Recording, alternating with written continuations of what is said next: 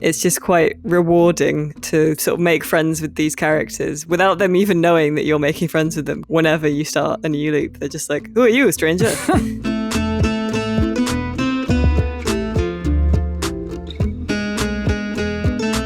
Right, friend.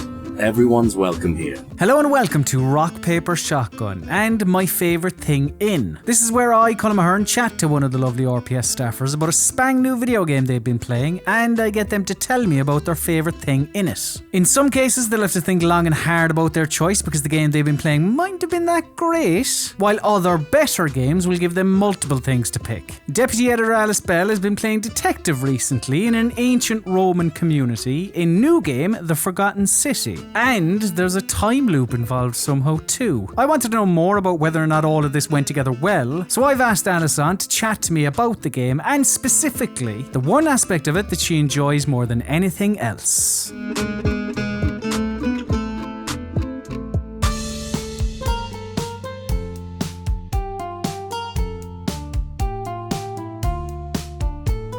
So Alice, what is your favourite thing in The Forgotten City? My favourite thing in The Forgotten City is how it makes you feel clever. Right. Okay. That's quite vague. So how does it make you feel clever?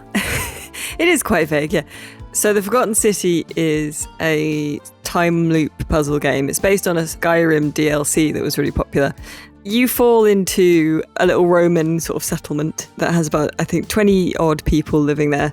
And nobody can leave once they accidentally fall into it. While you're there, there's this thing called, living there, there's a thing called the Golden Rule, which is that if anyone does anything wrong or bad, then everyone in the city will be turned into gold. And there are all these gold statues around that are sort of proof that it's happened before.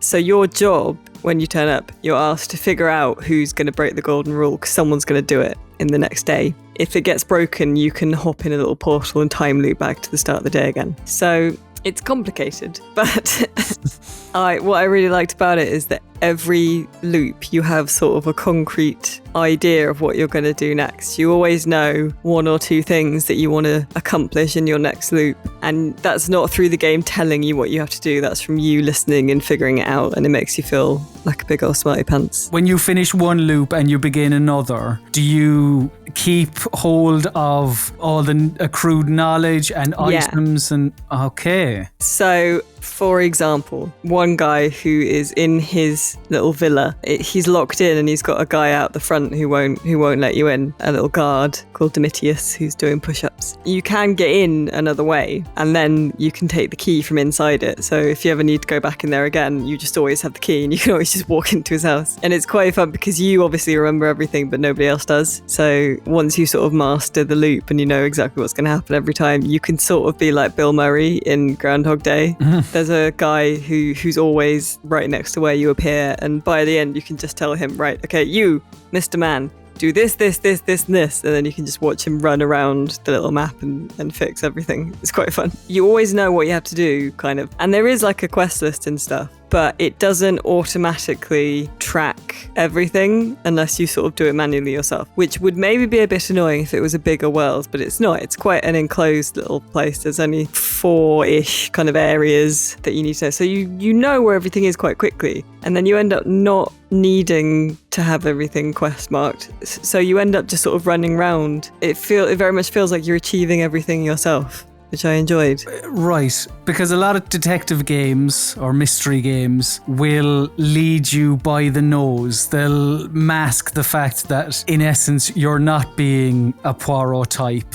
Whereas in this, it does allow you to actually be the ancient Roman detective. Yeah, I mean, I will say it's not as if it's very complicated. There are some sort of mysteries you come across that you don't find answers to for quite a while. So you come across I won't spoil it too much, but you come across like a kind of monster sort of, and depending on what order you do things, you can sort of be wondering, what's the deal with that? Where'd that come from for quite a while? But mostly what you'll be doing is kind of like, one of the inhabitants of the city, and they're all quite fun people. One of them is being threatened. He has like abuse graffitied outside his shop and stuff. And you find out who that is. And finding out who that is kind of, you ask someone else and she's like, oh, well, I saw someone running away from his shop, but couldn't see who it was, but they were wearing armor.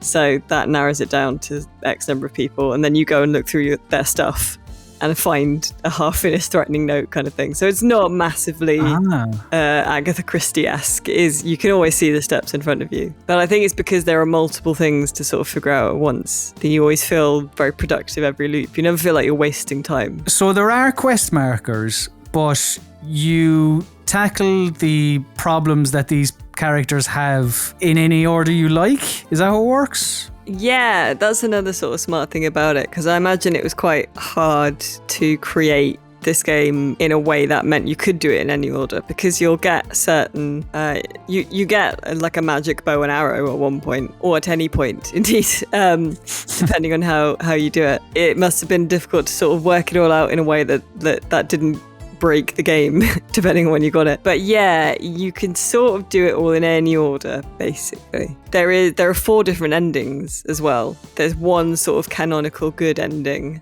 which takes a bit more effort, and it rewards you for going around and looking at everything and asking people everything. Okay. That sounds like a lot to do, but I think it's probably between 6 and 8 hours you could dust it off. It's a very kind of player-friendly almost game without feeling too easy. It's just quite rewarding to sort of make friends with these characters without them even knowing that you're making friends with them, because they don't know who you are. Whenever you start a new loop, they're just like, who are you, stranger?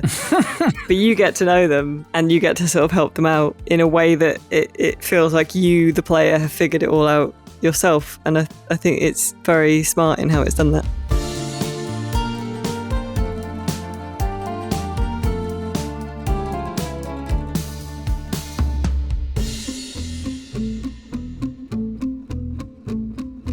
Thanks very much for chatting with me today, Alice. And if you, dear viewer, would like to check out Alice's full thoughts on The Forgotten City, then be sure to have a read of our written review of the game on rockpapershotgun.com. Thanks very much for watching, you absolute star. We hope to see you again soon as we learn more about people's favourite things in video games. But of course, the one thing you have to take away from this video is this. For all of your PC gaming needs, keep it on rockpapershotgun.com.